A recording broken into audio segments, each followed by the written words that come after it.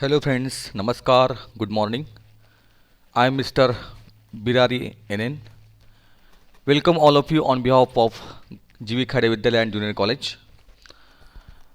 Today let us learn how to solve section number 4, literary genre novel. Now, actually there are 4 activities, question number 5, A, B, C and D. Section number A is nothing but history of novel 4.1. 4 marks for section number 1. Number 2, 5B, this is novel number 1, To Serve with Love, having 4 marks. C, 5, question 5C, 4.3, Around the World in 80 Days, this novel, having 4 marks. And last novel 4.4, it carries 4 marks, the sign of 4. 4.1, history of novel, here question number 5A section. Later on, question number 5B section, To Serve with Love, it carries 4 marks.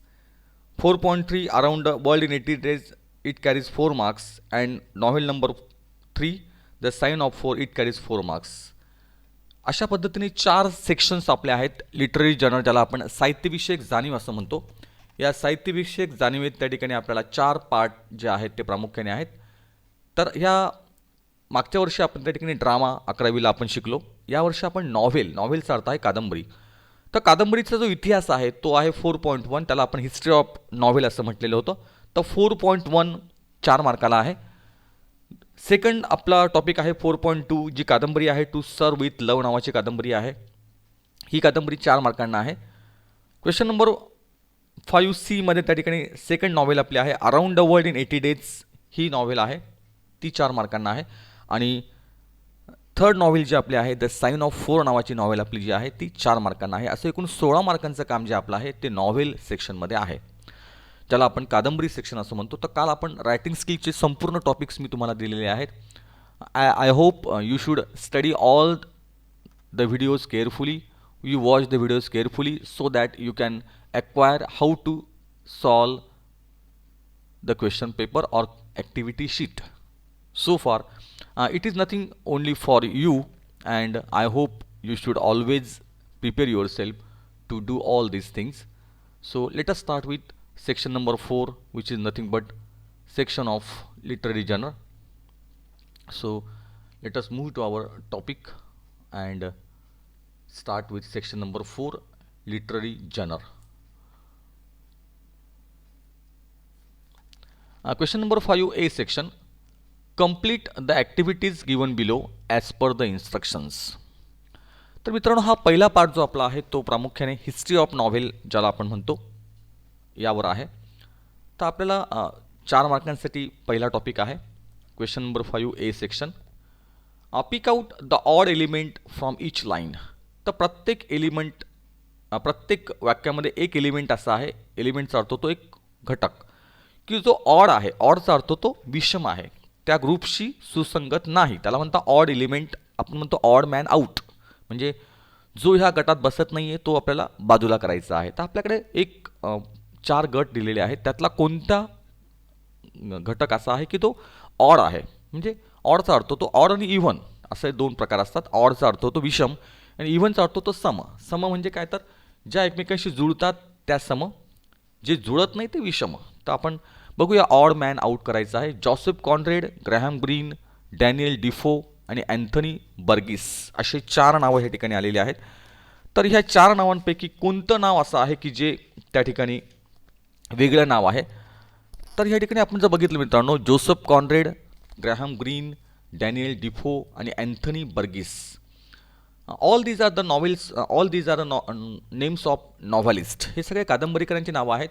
पण यातलं एक नाव जे आहे मित्रांनो, Daniel डिफो, हे नाव वेगळं आहे. Joseph Conrad, Graham Greene, Anthony Burgess, all these are the modern novelist. हे सगळे आधुनिक, म्हणजे मॉडर्न नॉव्हेल जे आहे, आधुनिक कादंबरी जी आहे त्या आधुनिक कादंबरीमध्ये लिहिणारे हे आहेत.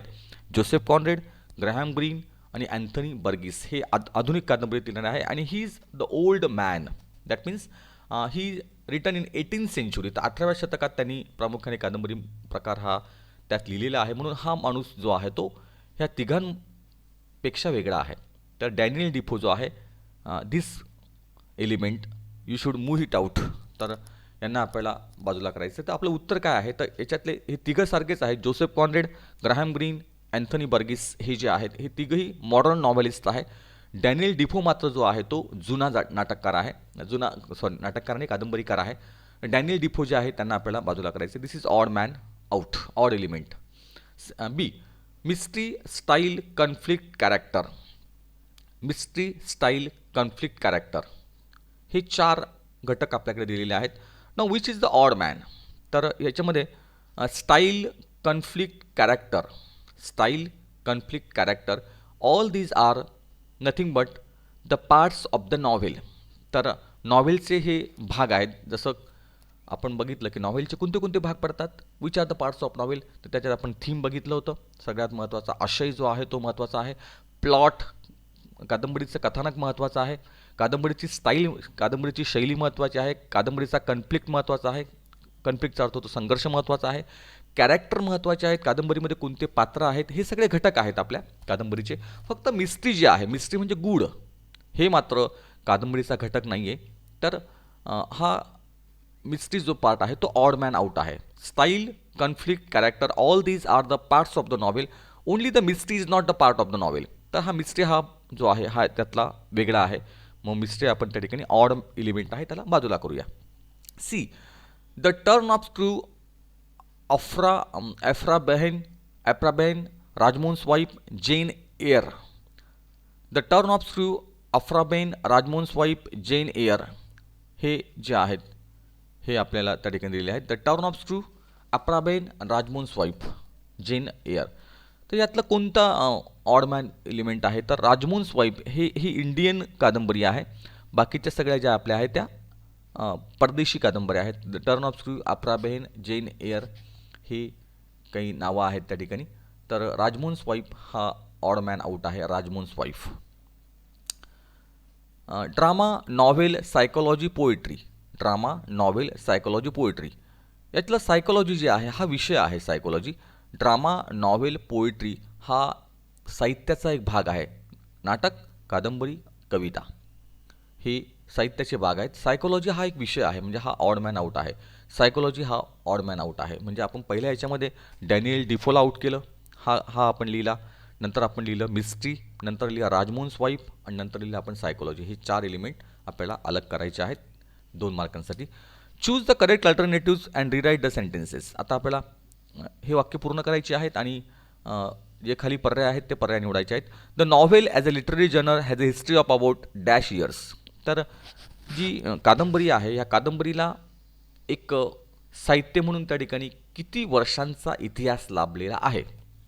2500, 2500,